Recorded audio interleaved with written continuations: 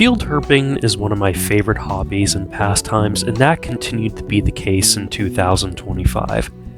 However, this past year was a little different in regards to herping, for me especially when compared to the last few years.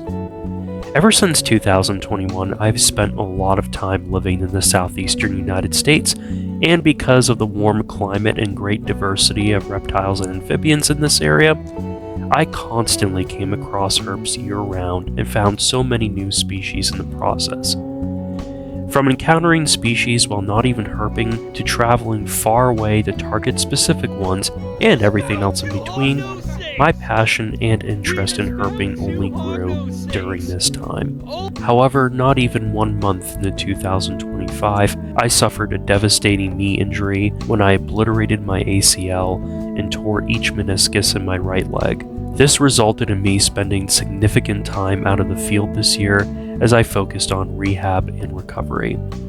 While my medical situation significantly limited my herping capabilities in 2025, I still managed to take advantage of the limited opportunities I had to get out into nature and look for the animals I love. As a matter of fact, I would say that 2025 actually ended up being a good year of field herping for me, regardless of the limitations I faced. With it now over, I wanted to look back and recap the reptiles and amphibians I found this year, highlight some memorable finds, and then give a final reflection before starting 2026. So let's jump right into it.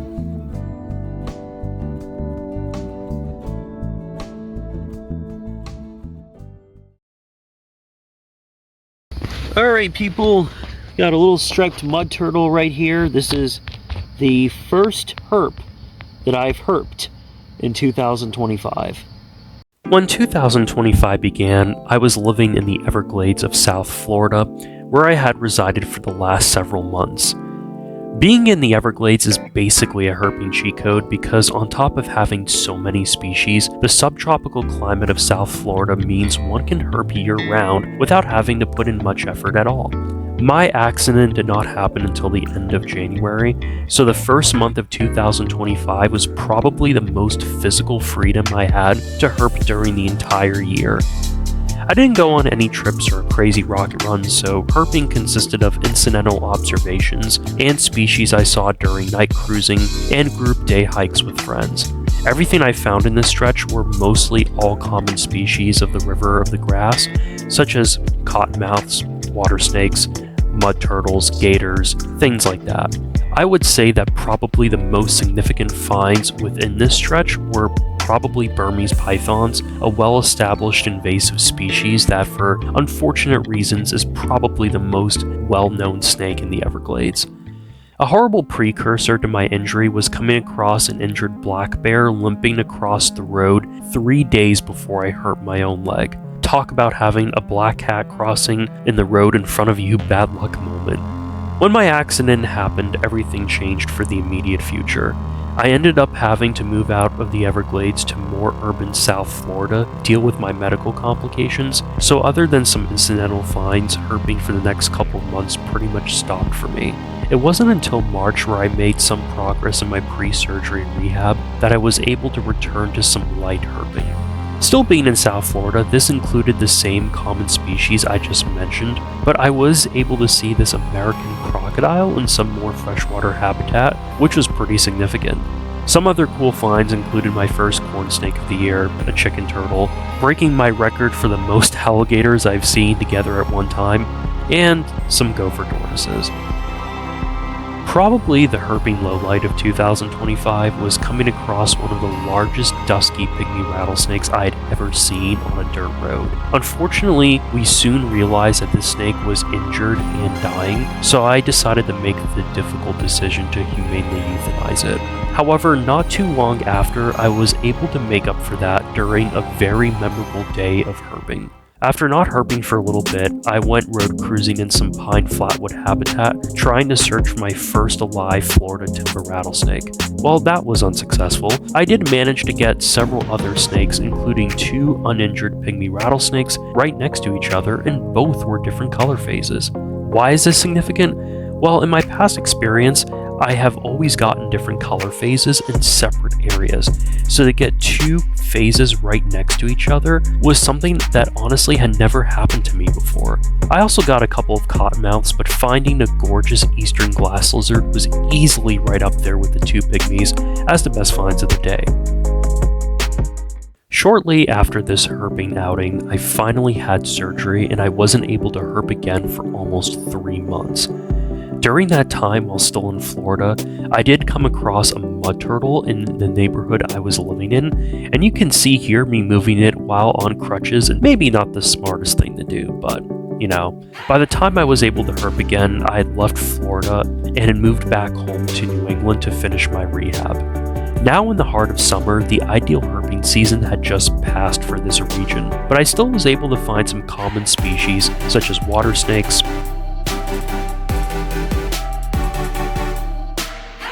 racers, garter snakes,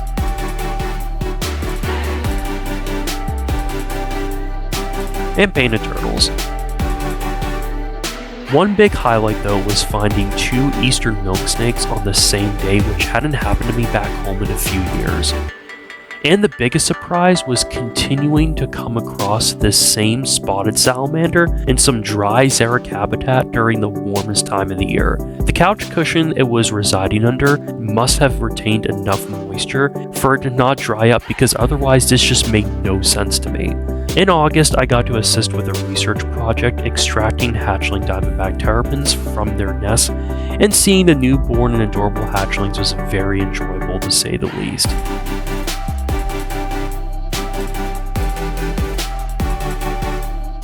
When temperatures started to cool off in September, it marked the start of the last herping boom in New England, which lasted until the end of October.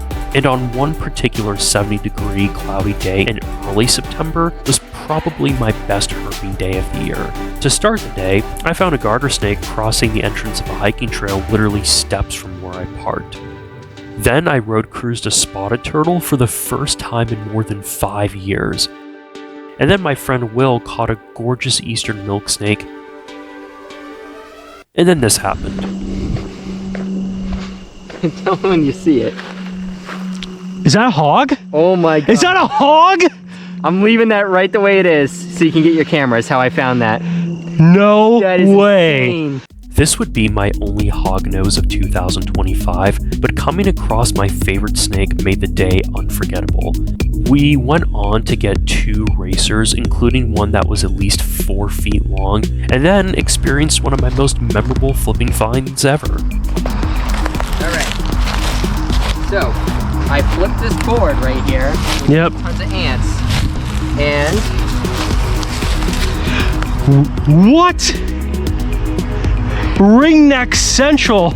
Yeah, getting 5 ringnecks was the most snakes I had ever seen under one piece of cover, so that alone was insane. We ended the day by flipping 3 Fowler's toads, which was just the icing on the cake.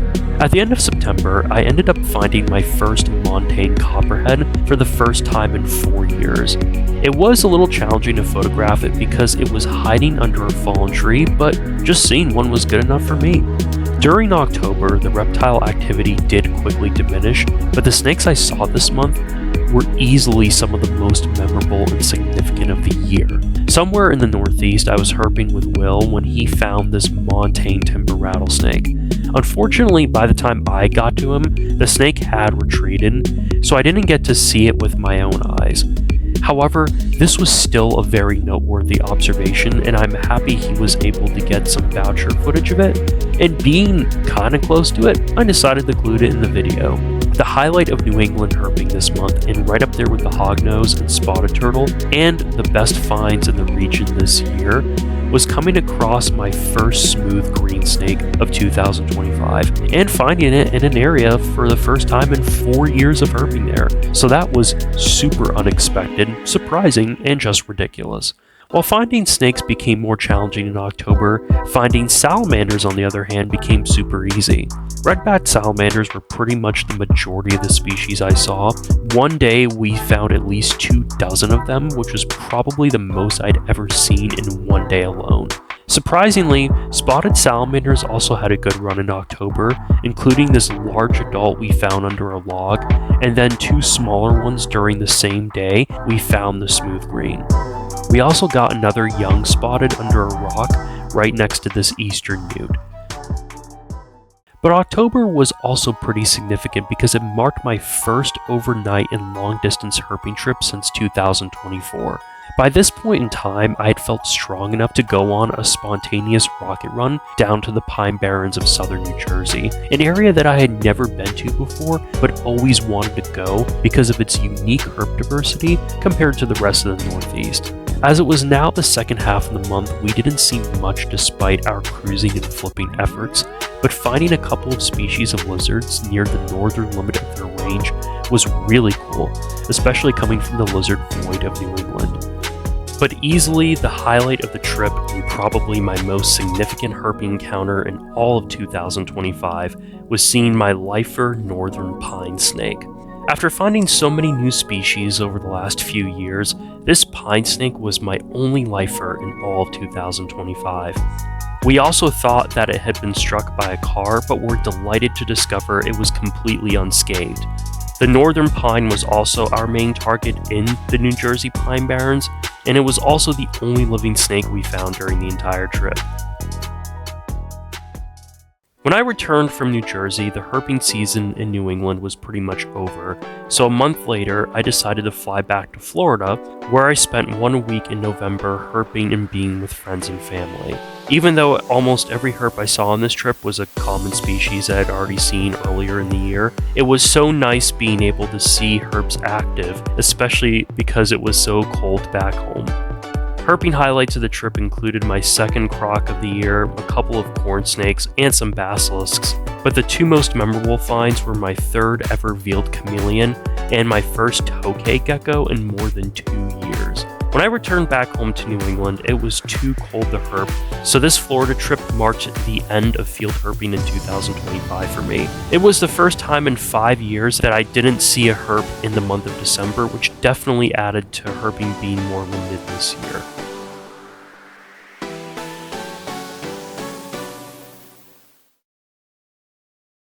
While 2025 had its fair share of herping memories, there were herping adventures I missed out on in species I didn't get to see because of my injury. This included not being able to go back to Arizona, despite planning a trip for the summer, and missing out on the potential opportunity to go with some friends to the Amazon for a couple of weeks. However, being able to go to the New Jersey Pine Barrens and experiencing that for the first time was a nice alternative, especially with getting the northern pine snake. I did have the opportunity to go look for eastern indigo snakes in the sandhills during the winter months before I got injured, but chose not to, and then lost that privilege afterwards. Seeing this captive one with my friends was a good consolation. However, I still haven't seen an indigo in the wild since my lifer back in 2022. Additionally, there were several herps that I did have the opportunity to come across and even tried looking for them, but surprisingly I didn't see any. Perhaps the most disappointing was not seeing an eastern diamondback rattlesnake this year, despite spending a decent amount of time in 2025 in the Everglades, where I had seen plenty in previous years. Honestly, this is a species that I have been incredibly spoiled in regards to finding, because I've probably seen pushing close to 40 individuals since finding my lifer back in 2021.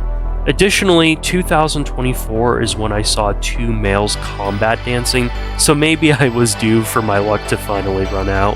While I technically found a handful of corn snakes in 2025, I didn't see any other species of rat snake this year, which honestly kind of surprised me. The Everglades alone has both yellow and Everglades rat snakes, which are both a part of the eastern rat complex, which I also was in range of while I was in the Northeast. This was actually the first year since before I got my lifer eastern rat snake back in 2020 that I didn't see any member of that complex. Another surprise was not finding a scarlet snake in all of 2025. In the Everglades alone, it was actually the first snake I ever road cruised when I first visited back in 2022. It was the most of any snake I found in one night, which was 24 individuals back in 2023.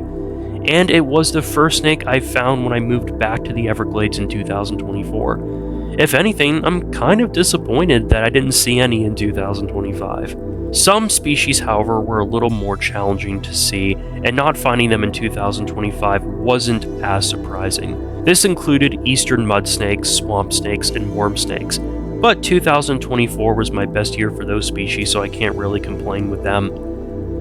One, however, which I knew wasn't going to be easy, but still put in considerable effort to try and find, and did not succeed unfortunately, was my lifer northern red-bellied snake. While I have seen Florida red-bellied snakes, the northern subspecies continues to be my white whale in the northeast, so I'm hoping that will change in 2026, and I will get my lifer, particularly in New England, where I've spent the bulk of my time searching for them there.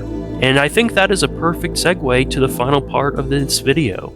Looking back at 2025, there were so many things that changed in my life this past year that I definitely was not really prepared for. And tearing my ACL did its best to shroud over the many good things that ended up happening.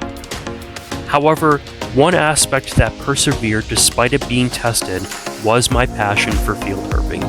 Sure, my health may have presented less opportunities to herp at times this year, but the love I have for finding these animals was a huge motivation to focus on getting stronger, so I could get back out there and look for them again.